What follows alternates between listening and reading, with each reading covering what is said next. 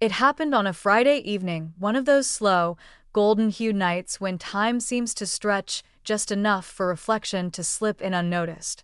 My husband, Arthur, had invited me to a formal dinner hosted by his company, some sort of celebration for a successful quarter, if I remember right. I didn't know many people there beyond the polite hellos exchanged at holiday parties, but I'd been to enough of these to recognize the key players. Arthur was always charming in those settings, with his firm handshakes and gentle jokes. He moved around the room easily, checking in with colleagues and laughing at just the right pitch. I mostly hovered near the buffet table, sipping my wine and smiling when someone nodded in my direction. My heels were starting to ache. I remember thinking I should have worn the navy flats instead of the kitten heels that matched my dress. That's when I noticed him, Julian. Not just Arthur's boss, but the kind of man whose presence quietly demands attention without ever needing to raise his voice. Tall, silver-haired, with a posture that spoke of decades of confidence. I'd met him once before, briefly, and only enough to shake hands and say, "Pleased to meet you." This time, though, he was looking right at me. He approached slowly, as if careful not to interrupt whatever thought I was having, and offered a soft smile. "Eleanor, right?" he said. His voice was deep but gentle, like an old jazz record playing in the background. "Yes," I replied, surprised he remembered my name. "Nice to see you again, Mr. Julian." "Please," he said, motioning lightly with his hand. "Call me Julian." There was a beat of silence. He glanced over at the crowd, then back at me. "Would you mind stepping out to the balcony for a moment? It's quieter. I just wanted to share something with you privately, if that's all right." It was unexpected. I hesitated for a second, more out of confusion than concern, then nodded. "Sure." The air outside was crisp. We stood by the railing overlooking the city lights. The murmur of the party faded behind the glass doors. Julian leaned on the railing beside me, taking a deep breath like he needed the moment as much as I did. "I hope I'm not overstepping," he began. "But I wanted to speak to you because, well, because I've seen the way Arthur talks about you." I blinked. "Oh!" He chuckled softly. "That sounded strange, didn't it?" "What I meant was, you've had an impact on him. A good one.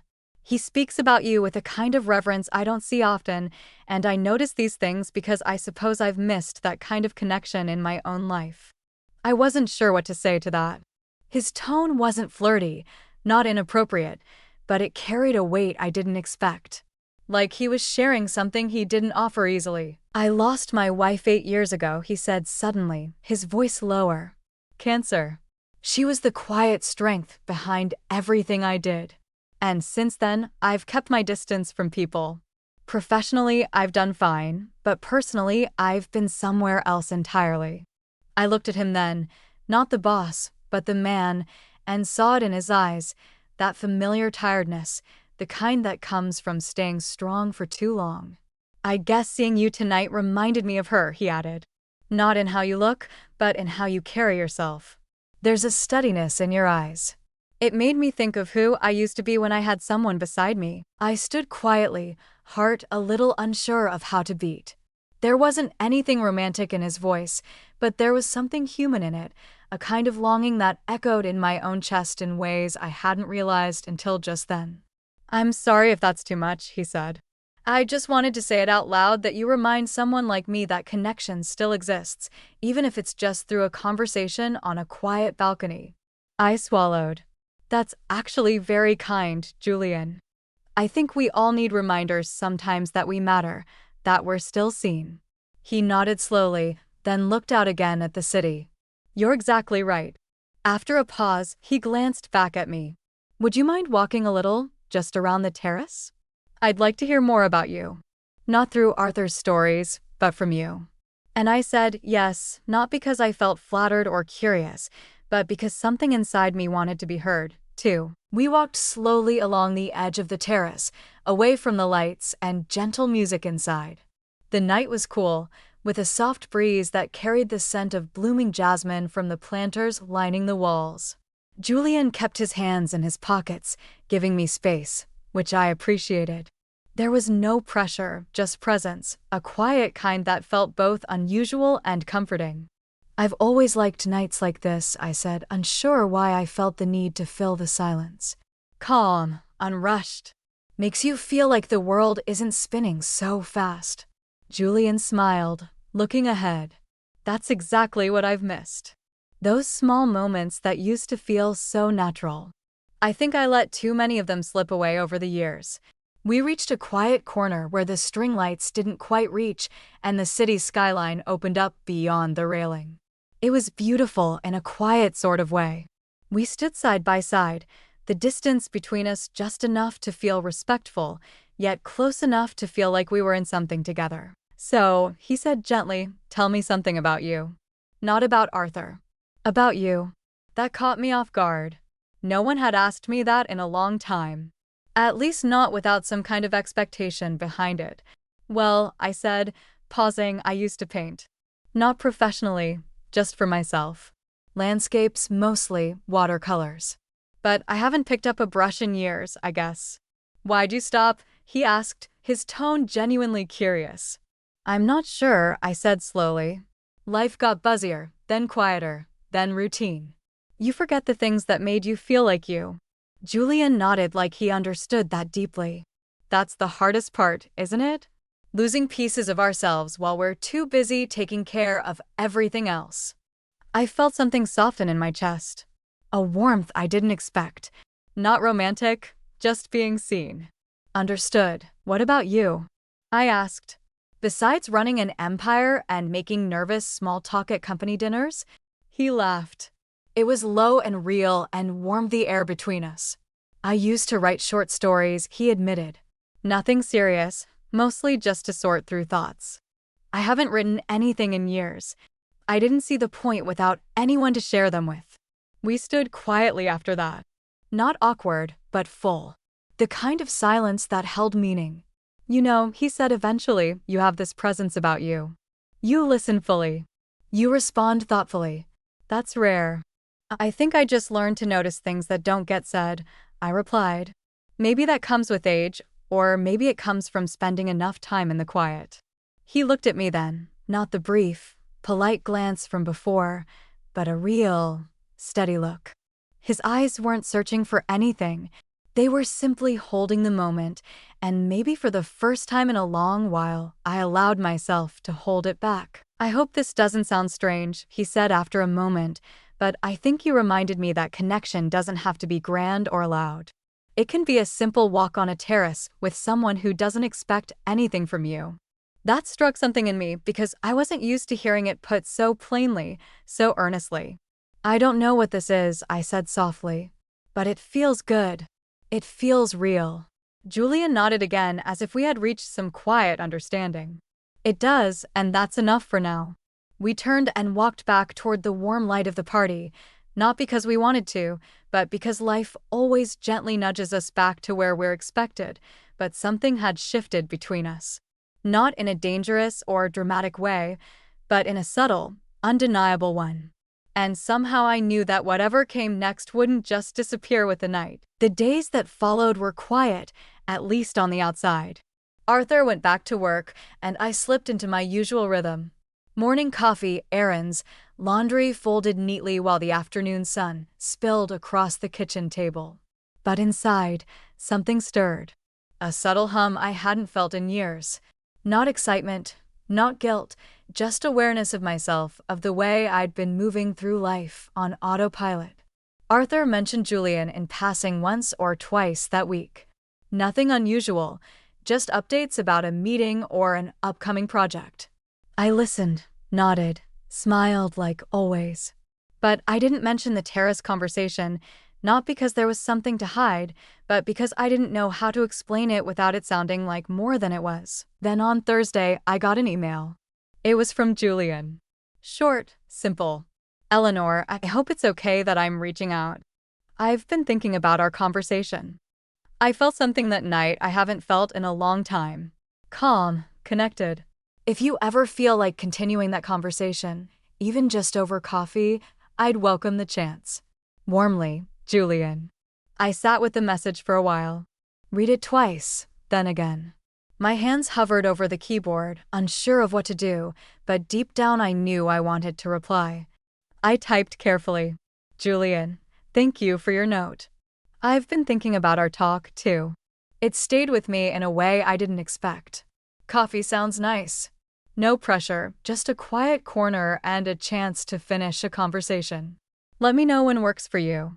Eleanor. We met at a small cafe tucked away from the busy downtown streets.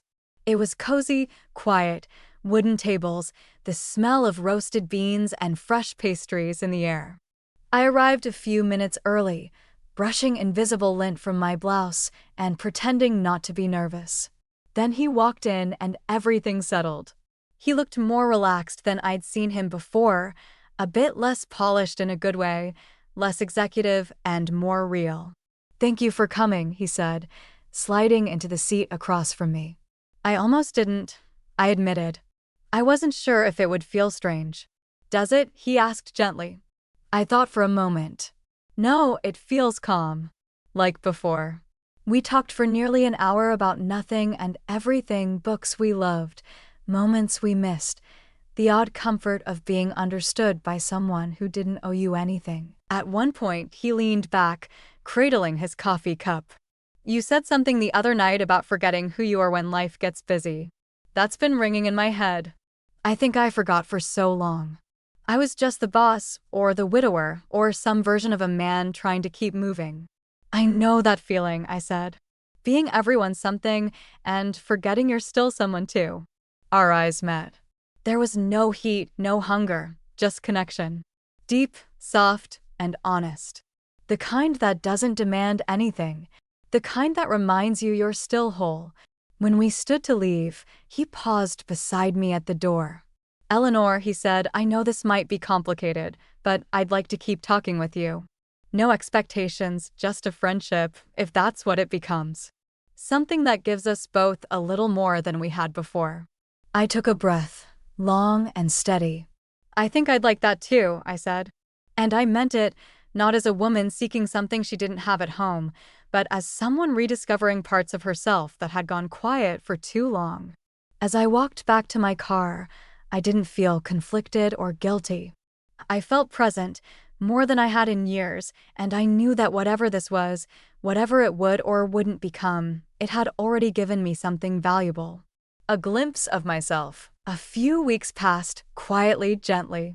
Julian and I exchanged occasional emails, short and thoughtful links to an article he thought I'd enjoy, a photo of a watercolor painting he saw at a gallery that reminded him of something I once described. Nothing inappropriate. Nothing hidden, just connection. The kind you don't realize you've missed until it shows up in unexpected ways. Arthur was none the wiser, not because I was lying, but because there wasn't anything to confess. What Julian and I shared wasn't a secret. It was simply something I hadn't found the words for yet. One morning, I found myself in the attic, rummaging through boxes I hadn't opened in years. And there it was, my old watercolor kit. Brushes still neatly wrapped, the colors slightly cracked, but usable. I stared at them for a long time before taking everything downstairs and setting it on the kitchen table. The light was perfect, soft and golden. I dipped the brush in water, pressed it into a pale green, and let my hand move. It wasn't perfect, but it was me.